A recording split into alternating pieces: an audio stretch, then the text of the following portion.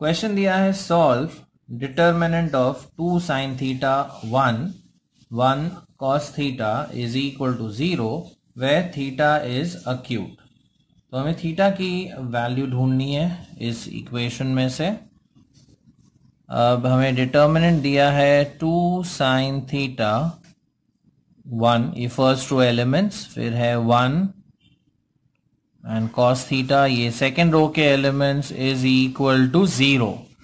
अब अगर इसे हम सॉल्व करते हैं तो यह रहेगा 2 sin theta into cos theta, 2 sin theta into cos theta minus 1 into 1, ये होता है 1 इज इक्वल टू 0।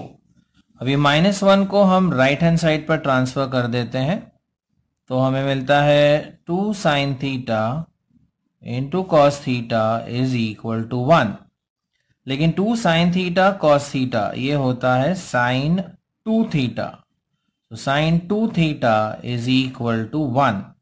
और हमें पता है कि sin 91 होता है, तो इस 1 को हम रिप्लेस कर सकते हैं 90 डिग्री से। So sin 2 theta is equal to sin 90 degrees. Therefore हम कह सकते हैं 2 theta is equal to 90 degrees, या फिर थीटा की वैल्यू होगी 45 डिग्रीज। अगर हम इसे रेडियंस में लिखना चाहे तो आंसर आएगा π/4 रेडियंस। सो थीटा की वैल्यू है 45 डिग्रीज या फिर π/4 रेडियंस। यहां पर हमें इवैल्यूएट करना है x, और यहाँ जो इक्वेशन दिया है वो है determinant of x1 - 1x is equal to 0। तो ये इक्वेशन सॉल्व करके हमें x की वैल्यू ऑब्टेन करनी है। सो पहले ये इक्वेशन लिख लेते हैं। डिटर्मिनेंट है x1 - 1x is equal to 0। अब इस डिटर्मिनेंट को हम एक्सपांड करते हैं तो x इंटू एक्स ये हो जाएगा x स्क्वायर, माइनस -1 इंटू 1 ये होता है -1 is equal to 0। So therefore हमें मिलता है x square plus 1 is equal to 0। So therefore हम कह सकते हैं x square is equal to -1। अब हमें पता है कि -1 is nothing but I square. I is the imaginary unit related to imaginary numbers. तो हमें पता है I square की वैल्यू होती है -1। तो इस -1 को हम रिप्लेस करते हैं I स्क्वायर से। So x square is equal to I square. अब हमारी जो x की वैल्यू है वो होगी प्लस और minus I। So thus we have obtained the value of x. Question है evaluate the determinant d equal to, और इस determinant के elements है x plus y, x minus y, x minus y and x plus y। तो d की value हमें ढूंढनी है। So d is equal to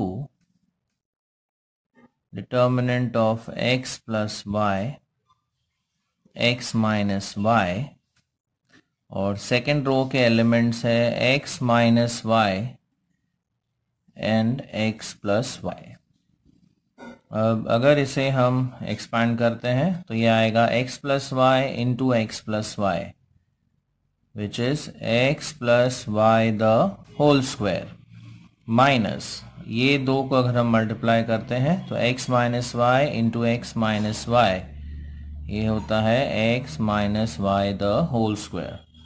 अब यहाँ पर हम फॉर्मूला यूज कर सकते हैं a square minus b square, जो होता है a plus b into A minus b. तो ये a है और x माइनस वाई हमारा b है। तो ये फॉर्मूला अप्लाई करते हैं तो ये आ जाएगा a प्लस बी, यानी x plus Y plus X minus Y into ए माइनस बी, यानी X plus Y minus X minus Y. अभी ब्रैकेट्स ओपन अप कर देते हैं तो यह आएगा X plus Y plus X minus Y into, ये ब्रैकेट्स भी ओपन करते हैं, यहाँ पर साइन चेंज हो जाएगा, सो -x प्लस y। अब फर्स्ट ब्रैकेट में ये y और ये y कैंसिल हो जाते हैं, right, y minus y cancel off हो गए। अब x प्लस एक्स, तो यहाँ आ जाता है 2x इनटू, यहाँ पर x कैंसिल हो जाता है एंड y प्लस वाई, ये आता है 2y। अब 2x इंटू 2y वैल्यू होती है 4xy, तो ये है डिटर्मिनेंट की वैल्यू।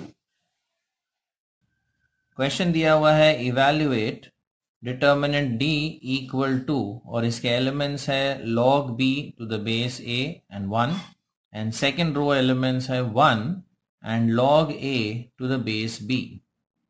तो पहले हम गिवन डिटर्मिनेंट लिख लेते हैं, so d is equal to log of b to the base a, और दूसरा एलिमेंट है 1, सेकेंड रो में पहले है 1 और फिर है log a to the base b।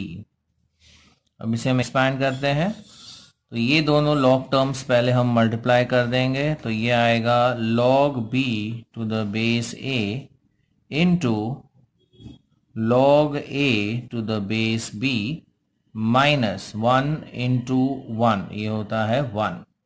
अब यहाँ पर हम change of base theorem use कर सकते हैं ये दोनों लॉग टर्म्स पे, and log b to the base a, इसे हम लिख सकते हैं as log b upon log a using change of base theorem into log a to the base b, ये हो जाता है log a upon log b minus 1। तो यहाँ हमने यूज किया है चेंज ऑफ बेस थ्योरम।